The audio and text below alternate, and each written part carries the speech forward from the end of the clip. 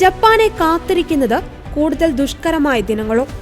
ജപ്പാനിൽ വീണ്ടും അതിതീവ്ര സംഹാരശേഷിയുള്ള ഭൂചലനത്തിന് സാധ്യത പ്രവചിക്കുന്ന റിപ്പോർട്ടുകളാണ് ജപ്പാൻ സർക്കാർ ഇപ്പോൾ പുറത്തുവിട്ടിരിക്കുന്നത്. ജപ്പാന്റെ പസഫിക് തീരത്തെ നൻകായ് ട്രഫിലുണ്ടായേക്കാവുന്ന ഈ അതിതീവ്ര ഭൂചലനം സുനാമിക്കും കാരണമായേക്കുമെന്ന് റിപ്പോർട്ടിൽ ചൂണ്ടിക്കാട്ടുന്നു. നൂറുകണക്കിന് കെട്ടിടങ്ങൾ തകർന്നേക്കാമെന്നും 3 ലക്ഷത്തോളം ആളുകൾക്ക് ജീവൻ നഷ്ടപ്പെട്ടേക്കാമെന്നും വിദഗ്ധർ പറയുന്നു. ലോകത്ത് ഭൂചലന ഭീഷണി ഏറ്റവും അധികം നേരിടുന്ന രാജ്യങ്ങളിലൊന്നാണ് ജപ്പാൻ.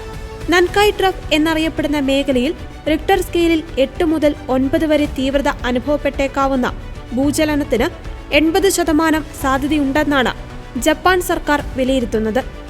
രാജ്യത്തിന്റെ തെക്കു പടിഞ്ഞാറ് പസഫിക് തീരത്ത് 900 കിലോമീറ്റർ വിസ്തൃതിയിലാണ് നൻകായ് ട്രഫ് സ്ഥിതി ചെയ്യുന്നത്.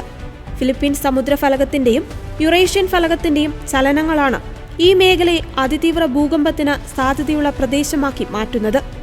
100 മുതൽ 150 കൊല്ലത്തിനിടയ്ക്ക് ഒരിക്കൽ ഇവിടെ ഭൂചലനം അനുഭവപ്പെടുവാൻ സാധ്യതയുണ്ടെന്നാണ് വിലയിരുത്തൽ. 2024 ഓഗസ്റ്റ് മാസത്തിലാണ് അതിതീവ്ര സംഹാരശേഷിയുള്ള ഭൂചലനത്തിനുള്ള മുന്നറിയിപ്പ് ജപ്പാൻ ആദ്യമായി പ്രവചിക്കുന്നത്. തീവ്രത 9 അതിലധികമോ ആയ ഭൂചലനങ്ങളെയാണ് മെഗാക്വാക്ക് അല്ലെങ്കിൽ അതിതീവ്ര സംഹാരശേഷിയുള്ളവ എന്ന് വിളിക്കുന്നത്.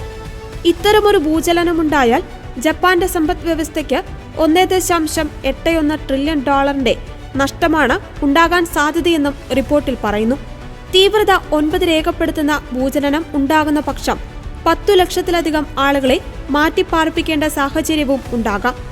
രാജ്യത്തിന്റെ ആകെ ജനസംഖ്യയുടെ 10% വരുമിത്. തണുപ്പുകാലത്ത് രാത്രി വൈകിയാണ് അതിതീവ്ര ഭൂചലനം ഉണ്ടാകുന്നതെങ്കിൽ സുനാമിയെയും കെട്ടിടങ്ങൾ തകർന്നു വീഴുന്നതിനെയും തുടർന്ന് 2,98,000 പേർക്കെങ്കിലും ജീവൻ നഷ്ടപ്പെട്ടേക്കാമെന്നും റിപ്പോർട്ടിൽ പറയുന്നു. 2024 തെക്കൻ ജപ്പാനിലുണ്ടായ 7.1 തീവ്രതയുണ്ടായിരുന്ന ഭൂചലനത്തിൽ 14 പേർക്കാണ് ജീവൻ നഷ്ടമായത്.